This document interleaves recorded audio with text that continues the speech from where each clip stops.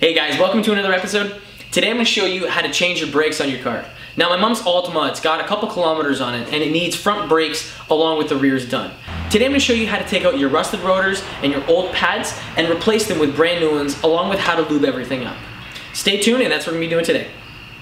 I've already done the passenger side front and rear brakes. Now right here I've got the old pads, the old shims, and the old rotors right here. And I'm going to be replacing them with all new ones. Now the brake pads that I bought, it came with new shims. I'll be throwing links to the stuff that I used today in the description box. But the stuff that I have today is all new, and once I install all of this, I'm going to be relubricating the slider pins and all these shims and everything else along with it. So over here I've got the old pads, old rotors, old shims. I've got some DOT3 brake fluid for your car. I've got some brake clean, and I've got a little strainer here for the brake fluid. So it's got a one-way check valve, and once I put this onto the bleeder, fluid will be able to go out and no air will be able to come back in. I'll talk to you guys a little bit later about that. Moving down here, you can see I've got my new front rotor, new pads. I've got my new rear rotor, new rear pads, shims as well. And over here, I've got the old pads for the rear rotors, the old rotor, and shims. So if we look at the old rotors, you can see that this is all grooved and wavy. And you're not gonna have very good biting force with this. Look at the pads, like they're kind of getting worn down. And you're not gonna be utilizing the entire brake pad for your surface area and contact. You're not gonna be getting as much braking power as you could. Now with the new stuff, we're gonna be installing new pads, and because this is all machined and surfaced and nice and flat, we're gonna have a much better braking contact with our new pads on our new rotor. Same thing goes for the front. The new fronts are gonna be biting a lot better, because as you can see here, I'm only basically got half of the surface area as before. Like I've got a little lip here on this side and I've got another one right here. The pads, when they're actually touching, they're only gonna be braking on this little shiny part. So this little rusted area is being wasted. You're not getting biting force out of that. So that's why today we're gonna be changing these brakes. So I'm gonna first start off by removing the caliper and the bracket here out of the way so I can take my rotor off. Now what that involves is taking off first the caliper and then the bracket. Now the caliper is bracketed down and mounted by two bolts, one here up top and another one down here on the bottom. Now I'm pretty sure for this car these are 14 mils. Yeah, these are 14 mils. So I'm gonna come in here and loosen these off and take them out. Now you might need to get a breaker bar if you have to remove it, because sometimes these bolts can be very stuck. Now if you were just changing your pads, all you have to do is remove one of these bolts and then slide the caliper out of the way. So if you're going to change your brake pads, you only need to remove one on the bottom, because you can just move this and slide this out of the way. With that like that, you can remove your pads and install new ones very easily. Because I'm going to have to remove the rotor, I'm going to have to remove that top one too, but in the meantime, I'm going to remove my pads and get them out of the way.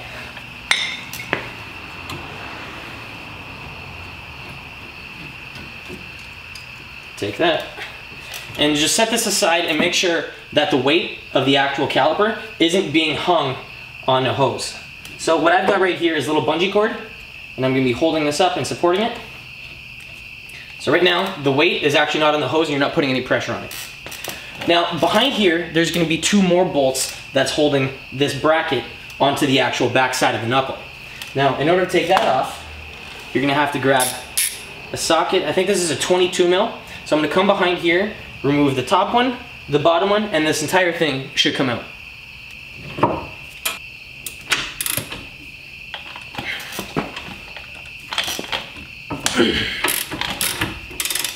Now if you can't get behind here to remove these, and what you can do to give yourself a little bit more room is get your car, turn it to the on position.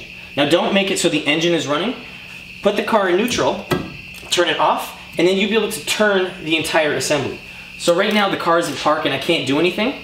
When you put it in neutral, you'll be able to move this entire assembly and give yourself more room back here to work with.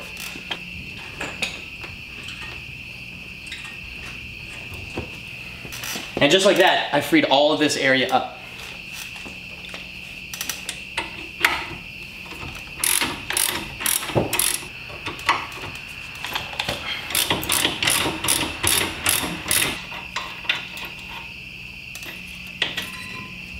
Set this aside, push this out of the way. And if you want, you can straighten this out. Now I'm actually very lucky because usually there's a screw mounted somewhere on the actual rotor hat that's holding and securing this onto the knuckle. Now if you don't have one and this is being stuck, just get a hammer, hit it, and the thing should come loose. Now if you do have one of those bolts, you have to get an impact driver, take it out, unscrew it, and then you'll be able to remove the brake. This was actually very easy to remove only because I lubricated the backside of the rotor before, so last time that I had to do these brakes on the car. To make sure that it comes off easy next time, what I'm gonna do is the exact same thing. So I'm gonna put my brake pads aside, get my new rotor, and I'm gonna get some 3M copper anti-seize and put it on the backside face right here. So where this mounts to the knuckle, right in here, all this is gonna be lubed up, and next time it's gonna be a piece of cake to remove, just like that was. So I've got some copper anti-seize right here. I'm just gonna put it on the back face of this. So next time it's gonna be a piece of cake to remove. You're not gonna have to worry about this being rusted on the back side of the knuckle because this anti-seize is preventing it from rusting. Now you don't need much. All you need is a little coating on the back side, and this thing should be good for later. A lot of people get brake clean and they spray down the entire rotor. Now the reason why I don't like doing that is because right now when you buy a brand new brake rotor just like this, there's an oil on it which is a rust inhibitor. It's preventing the brake from rusting. Now you don't want that. If the brake rusts, you're gonna be stuck with something like this. You can see how the inside and outside, they're gonna basically give you less braking surface. So I don't like doing that. All that I do is put that 3M anti-seize on and then mount it on the car. Just like that. Whenever you put your brake pad on the car, get the car going and touch the brakes. That brake pad is gonna instantly clean and take anything off of this, like that. It's the same way when you clean your car and you get rust on your brake surface. As soon as you touch the brakes, this gets cleaned off and you're working with a fresh new surface every time. With that out of the way, I'm gonna grab my bracket and I'm gonna take off the old shims that are on here, take them off, and I'm gonna replace them with new ones. So if I've got my bracket right here, I'm first gonna take off my slider pins. Take these off and I'm gonna re-lubricate these in a second. Take both of them out, top and bottom. These should just slide out. And see how dirty this is? This should be clean lube. This shouldn't be dirty and gross like this. So set this aside and then we're gonna clean this up. So I'm just using a towel and getting all of that dirty silicone off of there. You wanna do a very good job in doing this because the better you clean this, the better your brakes are gonna work. The more fluid they're gonna be, the more evenly they're gonna wear, and the better your brakes are gonna perform overall. So clean it up. It doesn't have to be anything crazy. Just clean it up like that, and then we're gonna have to re-lubricate this. I'm gonna do the exact same thing to the other pin. Now these are called slider pins.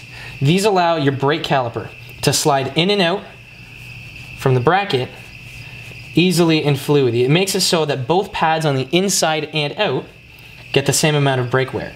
Now if these are damaged or anything, or if you've got a lot of pitting on here, you want to replace these with new ones. They aren't too expensive. Just get new ones, re-lubricate them, and then install them on your car. After you clean these out, you want to try and get as much gunk and crap out of here as you can. So see how it's like brown, it's legit like poo color? Try and get that out because you want to get this as clean as you can so we can put clean fluid, clean silicone paste just like this inside of here. So after you get that cleaned out, grab some of this stuff, put some of the silicone paste on here, and you really want to re-lubricate this. This is going to make sure that your slider pins flow in and out of your bracket very easily. Just like that. And try and put a little bit on the tip, kind of like that, so that when you put it in there, you're going to be re-lubricating the entire thing. So get it, slide it in there, and you might have to burp it. Now what that means is you might get a little bit of air stuck inside of here, so pull back this little boot right here, pull it back, and you should be able to hear it burp. Just like that. Make sure that it comes in and out, just like this. My hand's blocking it, sorry. Make sure that it slides in and out, just like that, and you're good. And then do the exact same thing for this one. So we now have to install these new shims on here. So if this is going to be mounted like this, you want to have your shims installed in the exact same way as the old ones. So this one's going to be mounted down here, just like that, pushed into place, want to have these in the exact same spot that the old ones were. So with that one there, and the other one up top. Now you want to make sure that these are also lubricated. You want to make sure that your pads can slide in and out very easily. So once you have these on here, I'm going to grab some 3M copper anti-seize. And I'm going to use that on here to make sure that the pads can slide in and out. You don't want your pads ever to wear and always keep touching the brake rotor, because you're going to be wearing them out prematurely. So if you grab some of this 3M copper anti-seize, I'll put a link in the description for it. If you put some of this down in here, you don't need too much, you just need a little bit of a coating. Once you put a little bit on there, you're going to allow the pads to come in and out without an issue. Now, if you have any squealing or anything and you haven't put the stuff on, take your brakes apart and put some lube on here. It makes a very big difference on how the brakes react. So just in here where the pads lay, you're going to want to put some anti-seize up in there. So on the bottoms and the tops. So now we're going to go back to the car and mount this back on. So we're now going to have to install this bracket back on the back of the knuckle. Now, if you guys don't have a screw that holds the rotor in here and keeps it from moving like this, if you want, you can grab one of your lug nuts and just tighten it on here. Now it's going to make it so there's a little bit of pressure on the top of the rotor hat, and it's going to keep the rotor from moving. Just tighten it up, and see that? Look at how little play there is now. If you put two of them on here, things not moving at all. But that should be enough for us. It should make our life a little bit easier. If you want to, you can even spin this like that, so this part isn't even moving much. But grab your bracket and mount it behind here. So grab your old screws, grab these two big, what were they, 22mm screws, run them through the back of the knuckle, and then screw them into here. Now, I don't ever apply any kind of lubricant on any of these bolts. Now, that's just the way I was taught. I don't like any lube on here because, you know, lube basically makes things not stick. It makes things come undone. And the last thing you'd want is one of your brakes to say come off or not brake as good as it should, especially being the fronts. The fronts do about 70% of all the braking on your car. Now, if they don't work and they don't perform, you're screwed. So just come in here, thread them back in, and then tighten them up to the manufacturer spec. Now with this mounted up, our next step is to install our brake pads onto here. Now when you install these new brake pads, you want to try and find that little squealer thing. So this little piece right here. Now when your brake gets worn down enough to the point that this brake squealer is in the same level with the pads, when it touches the brake rotor, it's going to make a very loud noise and you'll be able to hear it from inside the cabin. At that point, you'll know that you'll need to get new pads. Now, to install these properly, you want to get that squealer to be at the top part, so the leading face of the brake. So because our brake here, when we're driving, this is the first part of the brake that it touches, I'm going to install these so that the squealer is positioned right up there. Now for the other side, I'll be installing this one. Now because the other side isn't going to be facing like this, it's going to be like this because it's on the opposite side. So again, this is on the leading edge. So I'm going to install this one first. I'm going to put a little bit of copper anti-seize on the same part that's going to be coming down here. So this is just going to make sure and double check that my brake pads slide very easily. So slide it down in there and then push it up top. And the brake pad, the brake pad should easily go in. Now because of these new shims, they're fresh. You got to install them a certain way. They're a little funky. You got to push them in, back, and then they slide in. But again, these things go in very easily. You shouldn't have any issues with them. You want to make sure that these pads, so the new ones, are the same size as the old ones. If they aren't, these pads won't fit in here. We're going to have to do a little bit of modifications for the back because I already looked up and these pads that I got are slightly different than the rears. If they go in easy, just lubricate them and you shouldn't have an issue. But 9 times out of 10, you won't have a problem installing these. So lubricate the rear pad just like we did for the front.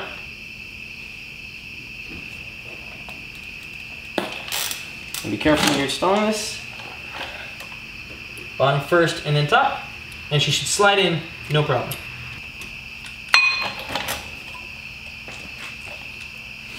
And just like that, both of these pads are in. After the pads are in, we're going to have to grab our caliper, take it off of our little bungee cord, and then reinstall it back onto here. Now, when you install new pads, you'll notice that the piston and here, the inside of the caliper. You'll notice that there isn't enough clearance in here for this to fit over top. Now what we're gonna have to do to make sure that it fits is we're gonna have to push the actual caliper, so like the piston inside of here, we're gonna have to push the piston down into the caliper further. Now you can get this done many ways. You can use an actual tool for it. I have it, but I'm gonna be going with the simpler method only because not everyone has this tool. If you have a piece of wood, you can put it right there, and by using a C-clamp, you can mount it in here and push the piston back in. So with this mounted up, I've got the end of the caliper, I've got the C-clamp, the piece of wood. Behind that, I've got this backed up right against the piston, and then behind the entire assembly, I've got the back side of the C-clamp in here. Now it's all tightened up. Now when you screw this in, it's going to be pushing the piece of wood back against the piston and retracting it back into the caliper housing. Tighten it up until you're at the proper point. And as soon as you get a little bit of tension, keep going, and the piston will retract back in there. Now you don't need to go too fast, just little turns at a time, and you'll put it right back to where it belongs. Now at this point, we're gonna have enough room to put our caliper over top of our new pads and rotor. It's gonna give us enough room to make sure that it goes on properly. You'll be able to see now that it goes over top without an issue. Just like that. Now if you saw before, the piston was actually out more. Now it's completely flush with the backside of here. So get your old screws, mount it up in here. I'm gonna start off with the top one first, only because that's the way I like doing it. And when we have it at that point, we can just spin it down and it'll go and align properly up into the bottom. So just like this, and make sure you push the slider in, just so it can go down. Grab the old bolt and feed it down into the bottom. So now that the front's done, the backs right here, because they're discs, they're actually gonna be very similar to the fronts. Now, where they're different is in a couple ways. Now, these pads are gonna be smaller than the fronts. The disc back here is probably not going to be vented. So what that means is it's only a little piece of sheet metal like this. There's not any air that can pass in between here to cool it down.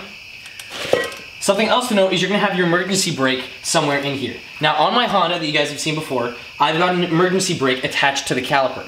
Now on this Nissan, the emergency brake is actually on the inside of this rotor hat. Now this style brake, this kind of emergency brake, is the same kind of system as a drum brake. So what happens is two pads on the inside expand out and slow down the car from spinning. So right now it spins, and as soon as you pull the e-brake, they expand and lock this from moving. But to remove everything, it's very similar to the fronts. You're gonna be removing the top bolt here for the top of the caliper, second one on the bottom. Once those are out, you're gonna have those same two bolts on the backside that are holding this bracket onto the backside of the knuckle. After those bolts are out, you can take all of this off, and then the rotor comes off easily. Again, if it doesn't come off easily, get a hammer, bang it, and it should come off in no time. After you take your bolt out, the entire thing should be able to be removed. Now, if you do have a little lip on here, grab something that you can pry it off with. Now, I'm not saying use a wrench that I've got right here to pry it off, but whatever you can get to get it off, do it. If you're changing the rotors and pads, you're not really worried about this, so if you do damage it, it's not a big deal. See all that rust that just came off? Once it's out like this, take it off and set it aside. Now, just like the fronts, because I don't have a bolt holding this in, I can just take this off and slide it out. Now, something to inspect when you're coming in here, you can take a look at your pads. Now, these pads are the brake shoes for your emergency brake. Now, if these are worn down, go in here, take them off, take it out, re-lubricate this, and replace these while you're in here. It's better to do this now when the brake is already off than having to come in here, take everything off again, only because you didn't change these out the first time. Grab your new brake for the rear, your new rotor. Now, if you do have a new rotor and there's a whole bunch of gunk on the back side in here, where these shoes are gonna be coming in contact, you wanna get your brake clean, spray it off in here, get rid of all that gunk, and then install it and mount onto here. If you don't, all of this, so these contact points right here, on these shoes, these will come in contact with here, and this will all get gummed up, and your emergency brake not only will not work properly, but it could also fail. So you'll have to come in here and replace all of this. So spend the extra $5, get a can of brake clean, spray all of this down, all in here, and then wipe it down with a towel. But because there is no goop or gunk in here, I'm just gonna mount this on here like this. put it on here, and then grab one of my lug nuts to hold this in for the time being. Because I now have the caliper out, I wasn't able to remove this slider pin before, but now that I have clearance, I can take this out, clean it up, re-lubricate it, and then reinstall it. But I'm now gonna have to take all this apart, install the new brake pads, re-lubricate these little shims, just like we did for the fronts, and then reinstall this back onto the car. When I was doing the front brakes earlier, and I was mentioning that the rear pads are different, these two little points right here, these will be basically installed on your bracket that's attached to the knuckle. Now, if this length is too long, this won't fit inside that little piece. So what we're gonna have to do here is I'm gonna have to grind this down on both sides evenly so that this is the proper size and can be mounted in there like that. Because this is too big, I can't get it inside the bracket and I can't put the caliper over top of it. So I've got my brake pad mounted in here and this vise. So I can take this out, adjust it, and do whatever easily. Now, make sure you put glasses on, safety first, because you're gonna be scraping off some of this metal. Now I've got an angle grinder and I'm gonna be shaving off a tiny bit of metal on the top of here and the same thing on the other side. Now the only reason why I'm doing that is because this pad is too big. If yours fits perfectly, you don't have to bother with doing this step. But because mine don't fit, this is the little modification work that you don't see in your everyday DIY video. Turn your grinder on and shave off a little bit of this.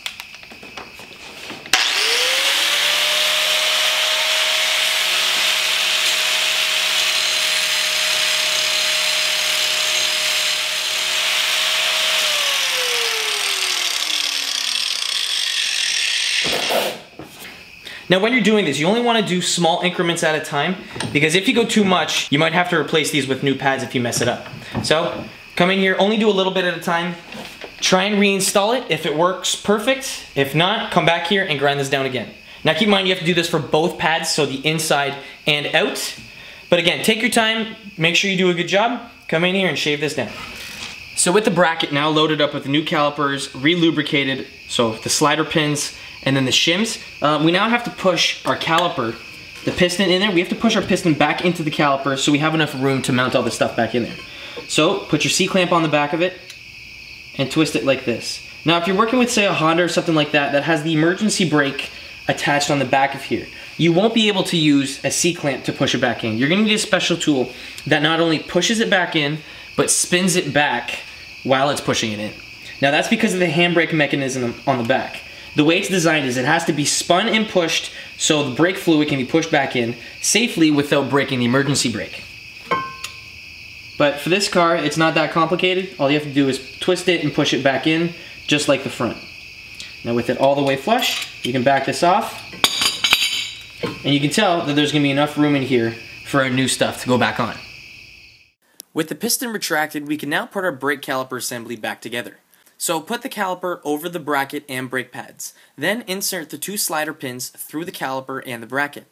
Once that's all in, you can then feed the two bolts for the bracket into the knuckle to secure it down. Tighten everything up by hand, and then don't forget to torque everything with a torque wrench. If you guys notice that your brake calipers are still rusted and still looking dirty, if you guys want, you guys can sand them down with your calipers like this, sand them down, paint them up, and make them look like they're new.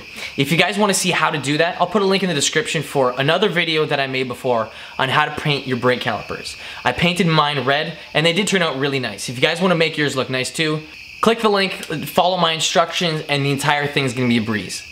Now don't forget, torque up all your bolts and everything to the manufacturer spec. Now if you don't know how to do that, go on the internet and download the service manual. You'll find all of your torque specs for every single bolt on your car there, and you can assure that the entire brake system is properly tightened. So to play it safe, when you're done doing this, get in your car and pump the brake before you do anything. Now when we push the pistons back out, it gave us enough room to put the caliper back in. But that means that right now the piston isn't actually touching the brake pads right now. So get in the car, push the brake pedal a couple times, all the way down, all the way back up, a couple times until you get a good pedal feel, and then at that point your brakes are going to start working again. If you don't do this, as soon as you put it in gear and you try and touch your brakes, you will not have any brakes at all and you're going to crash into something. So just take that extra 2 seconds, come inside here, and give those brakes a good pump. If you guys have any questions regarding the video, please post them down in the comments below and I'd be happy to help. Again guys, thanks for watching. I'll catch you guys later. Peace.